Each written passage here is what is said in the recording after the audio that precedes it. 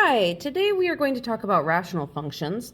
Our definition of rational function is if we let n of x and d of x be polynomial functions where d of x does not equal 0, then the rational function is n of x for the numerator over d of x for the denominator, okay? Pretty simple. So here we have a problem. We're asked to find the domain of x plus 7 over x squared minus 3x plus 2.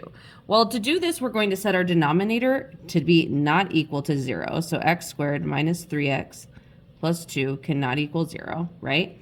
So we can factor this. We get x minus 2 minus 1 cannot equal 0. So x cannot equal 2. And x cannot equal 1. So our domain is, we can either write x cannot equal 2, x cannot equal 1, or we could write from negative infinity to 1, united with 1 to 2, united with 2 to infinity. Okay, both are correct. All right, so now let's talk about vertical and horizontal asymptotes. So a vertical asymptote is going to be the line x equals a, and the limit, as we look at a from the left of f of x, goes to positive negative infinity, positive or negative infinity, and the limit as we go to a from the right goes to positive or negative infinity. Things got kind of cramped over here. So let's look at this example here. We've got a graph, and we're looking at negative 3 as we go from the left. So here's negative 3. Right? Negative 3 as we go from the left, that's going up towards positive infinity, okay? If we look at negative 3 as we come from the right, it's going down to negative infinity, okay? Very similar to end behavior, all right? Now with horizontal asymptotes, here we have the line y equals b. The graph behavior will approach a horizontal line as x moves towards negative infinity or infinity. So actually, on our graph up here, this is our horizontal asymptote. As it goes towards negative infinity, the line f of x, actually the limit approaches 2, and as it goes towards infinity, it also approaches 2. Okay, so hopefully that makes sense.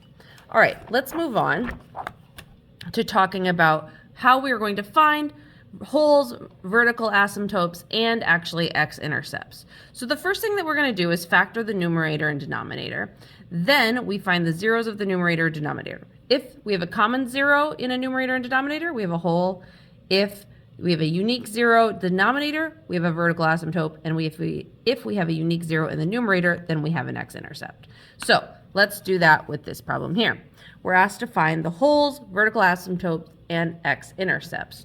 So first we factor the numerator and denominator. So f of x is equal to x times x minus 3 over 3x times x plus 2.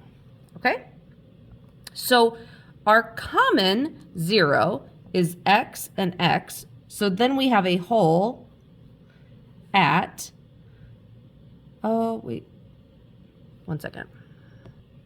Oh gosh, I forgot to simplify. So simplify this. This is equal to x minus 3 over 3 times x plus 2. Okay, so so if we find the zeros here, back to this where I simplified, x is equal to 0, x is equal to 0. That's common, so I have a hole at 0, right? I don't know why I put it in parentheses, but I did. Then we have a vertical asymptote at x equals negative 2, right? Because that's the unique one in our denominator. And then we have an x-intercept at x equals 3 because we have a unique 0 in our numerator, all right? Now, how do we find horizontal asymptotes? So if we have a situation where the degree of the numerator is less than the degree of the denominator, then the y equals 0 is our horizontal asymptote, okay? So here we have x minus 2 over x squared minus 9. You can see the degree here is 1, the degree here is 2. So y equals 0 is going to be our horizontal asymptote. Here, if we have the degree of the numerator and the denominator are equal, like here we have x squared, then the ratio of the leading coefficients is our horizontal asymptote, or y is equal to a over b. So in this case, our horizontal asymptote would be 8 over 2, which is just obviously equal to 4, okay? Then finally, if we have the degree of the numerator is greater than degree of denominator, we actually don't have a horizontal asymptote at all. So let's do an example of one of those. We're asked to find the horizontal asymptotes of these three situations. Here, the degree is 2. So we have the degree of the numerator, x sub 0, is less than the degree of the denominator, which is x squared. So our horizontal asymptote is y equals 0. Okay? Here, the degree is x to the first is equal to x to the first. So our horizontal asymptote is going to be 2 over 1, which is equal to 2.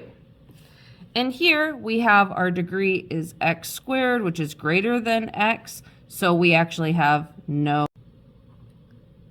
Finally, let's talk about slant asymptotes.